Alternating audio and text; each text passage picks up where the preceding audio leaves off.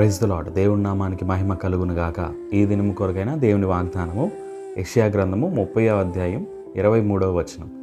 నీవు నీ భూమిలో విత్తుటకు నీ గింజలకు కావలసిన వాన ఆయన కురిపించును.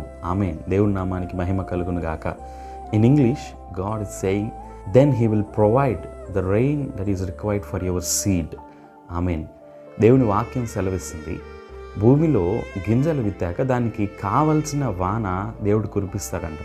ఇది కేవలం వ్యవసాయం గురించో లేకపోతే ఒక రైతు గురించో దేవుడు చెప్పిన వాగ్దానం కాదు. ఏ విధంగా అయితే ఒక గింజ భూమిలో విత్తిన తర్వాత దానికి కావలసిన వాన లేకపోతే దానికి కావలసిన రిక్వైర్డ్ అమౌంట్ ఆఫ్ వాటర్ దానికి ఇవ్వకపోతే అది ఎలాగైతే మొలకెత్తదో, అలాగనే మనం చేసే పని, మనం ఎంత కష్టపడి పని చేసినా దేవుడు దానికి కావలసిన సపోర్ట్ చేయకపోతే ఆ పని ఫలితం ఉండదు. అందుకని